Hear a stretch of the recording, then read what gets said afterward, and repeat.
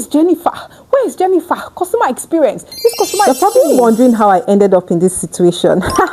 I remember this fateful day in my office. Everybody was screaming, where is Jennifer? Where is Jennifer? Customer experience. This customer is screaming. And by the time I got there, there was this control IT guy that was with the customer. And I said, but you could have just helped out now. Just find out what the customer needs. And he said, no, this CX thing is not my headache. It's not my work. Please come and do your work. It's your work. And I was like, okay, fine. When I, spoke with the customer was very irate. He traveled with his family and friends, took them all to a restaurant, told them to all eat to their satisfaction. And after eating, he tried paying with my bank card and it failed. Can you imagine the embarrassment in a US restaurant, right? And then one of his friends had to bail him out by paying for everyone else. It was so embarrassing. And when he came back, he was furious. He was complaining at the branch. And by the time I investigated, I found out, guess what I found out? There was nothing CX related in that problem. First, when he was traveling, he told his account officer, who is in the sales department, to activate his card for online transactions. The account officer forgot to activate his card. So the first point of failure was from the sales team. Now, eventually, when this card was sent for activation, I think there was a downtime with the control team and India. They escalated it and they forgot to follow up.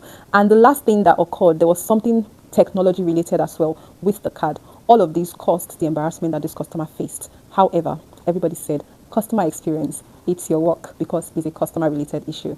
So the essence of this story is to explain to us that customer experience doesn't rest with one unit, but collective. So now, defining customer experience. Customer experience is the totality of the experience, the perception a customer has using your brand, right?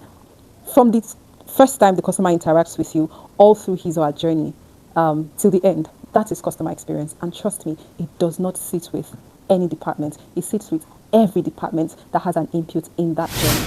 Okay, so let me break this myth. Customer experience is the job of the customer experience team. No. In fact, this mindset is why we have lots of issues in organizations. Customer experience rests with everyone. So if I give you a typical example, a customer who wants to take a loan, the first experience the customer sees is maybe the advertisement on Facebook or wherever about your loan company. Now, if that advert is good, customer is having a very good experience. Now, who is responsible for that advertisement? It is the brand's team. Now, by the time the customer decides to apply for the loan on your application, downloads the application and signs up, if in the process of signing up there is a problem, the customer would have a negative experience on the app. Now, who is responsible for that? The technology department. Now, if after signing up, the customer has then is trying to apply for a loan and sees a very huge interest rate and a very unfriendly process steps, who is responsible for that? That is the product team, because they have not defined the product in line with what customers expect.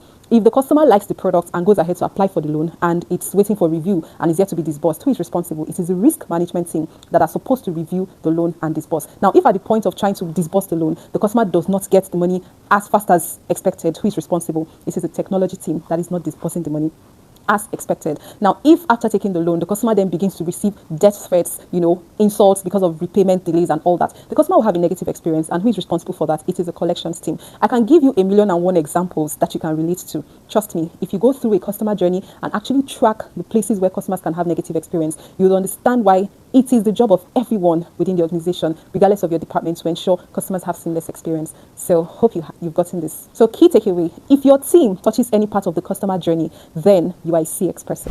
Hello, this is a quick commercial. If you love this top, which by the way you should, head over to robertuslux.com and get one for yourself. This is what it looks like.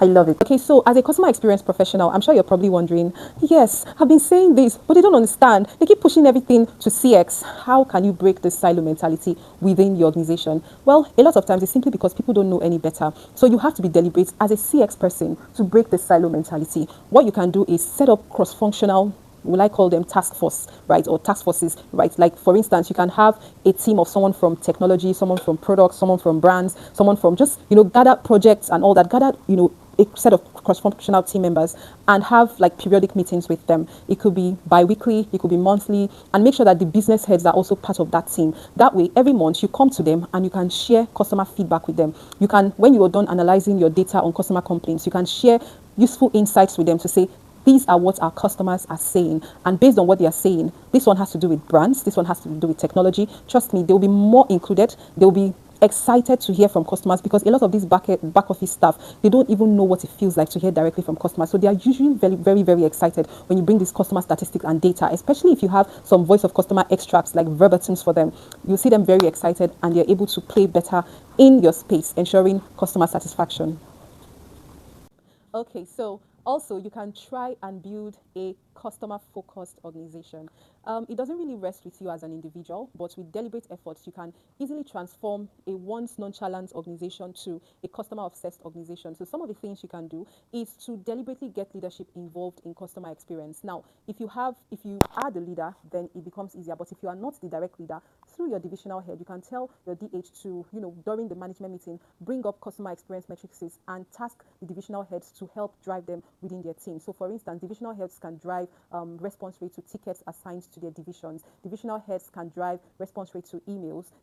Also divisional heads can, look into complaints from customers as it relates to their own divisions and try to drive staff to participate in the resolution of those complaints. Some other thing you can do is, train on customer experience. You'll be surprised. I mean, the very first time I tried it within my organization, people were so interested. They were so engrossed. And because we are CX people, we hear these trainings every day. And so they sound very, how do I put it? They sound very boring to us. But when you take the same training to the organization at large, as little as when you're sending your email, don't do this, say hello. It's fun for them. It's exciting. It's away from the code they were coding, especially if you can now blend it in with customer success stories. Give them examples.